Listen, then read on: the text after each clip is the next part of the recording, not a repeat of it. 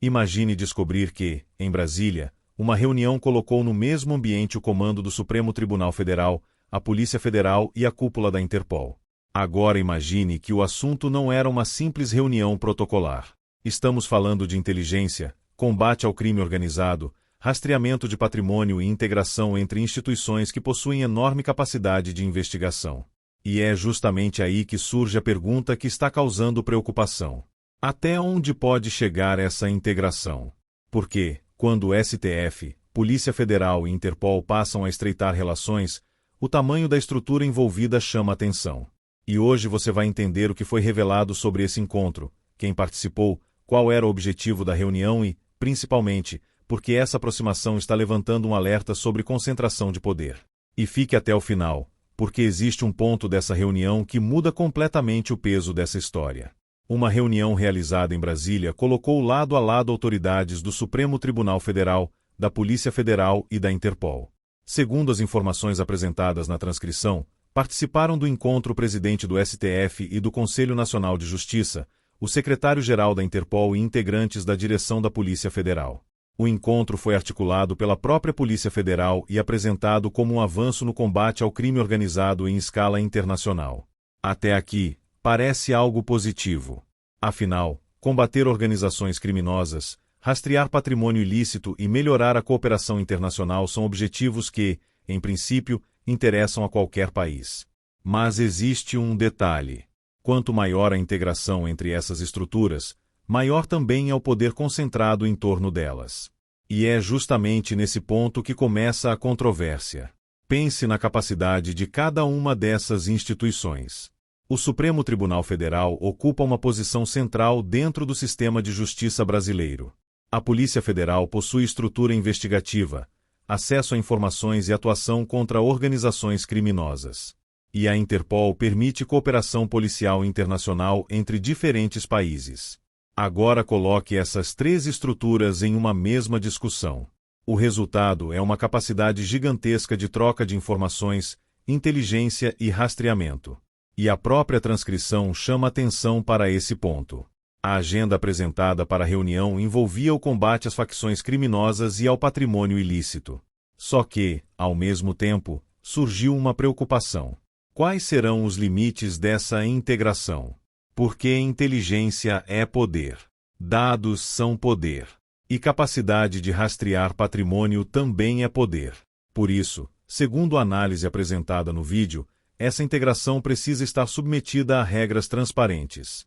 Aqui está o ponto central. A questão não é simplesmente dizer que uma reunião entre autoridades aconteceu. A questão é entender o que uma estrutura integrada de inteligência pode representar. Imagine um sistema em que diferentes instituições conseguem compartilhar informações de maneira cada vez mais rápida.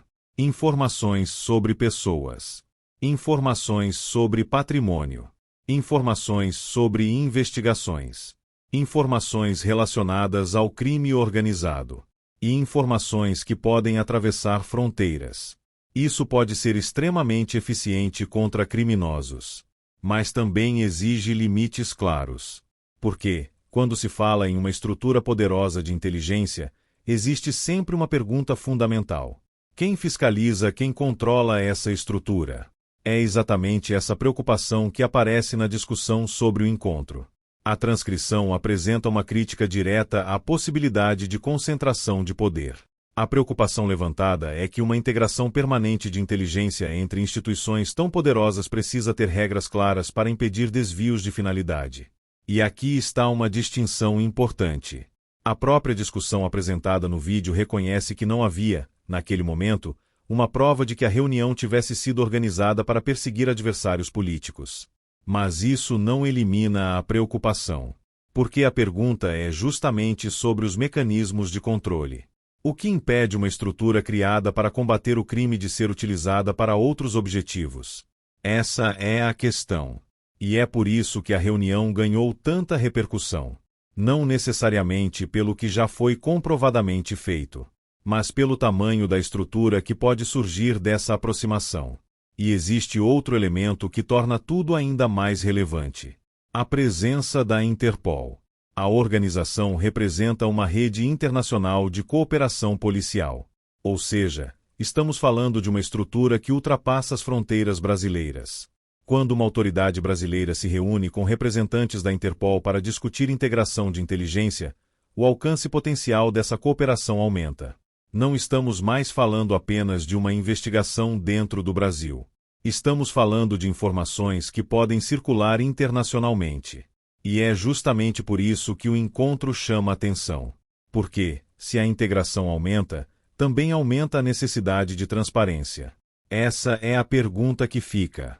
De um lado, existe uma justificativa extremamente forte: combater facções, rastrear patrimônio ilícito, desarticular organizações criminosas, melhorar a cooperação internacional. Tudo isso pode ser necessário. Mas, do outro lado, existe uma preocupação igualmente importante: como garantir que essa estrutura não seja utilizada politicamente? É aí que entra o debate sobre limites institucionais. Porque uma coisa é criar mecanismos para combater organizações criminosas. Outra coisa é permitir que uma estrutura de inteligência se torne tão ampla que seus limites deixem de ser claros. E quanto maior o poder de uma instituição, maior precisa ser o controle sobre esse poder. A transcrição também relaciona essa aproximação ao cenário político brasileiro. E isso acontece porque o encontro ocorre em um momento em que decisões do Supremo, investigações da Polícia Federal e disputas políticas estão constantemente no centro do debate nacional. Por isso, qualquer aproximação envolvendo essas instituições naturalmente gera questionamentos. A preocupação apresentada é simples. Até onde vai a cooperação institucional e onde começaria uma possível concentração de poder? Essa fronteira precisa estar clara. Porque, quando essa fronteira não está clara, surgem suspeitas. E suspeitas envolvendo o STF, Polícia Federal e uma organização internacional como a Interpol têm potencial para gerar uma enorme repercussão. Agora chegamos ao ponto que talvez seja o mais importante de toda essa história.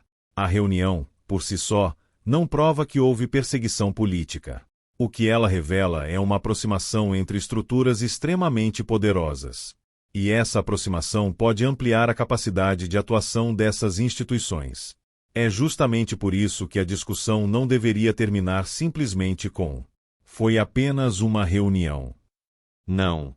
A verdadeira pergunta é: quais serão as regras daqui para frente? Quem terá acesso aos dados?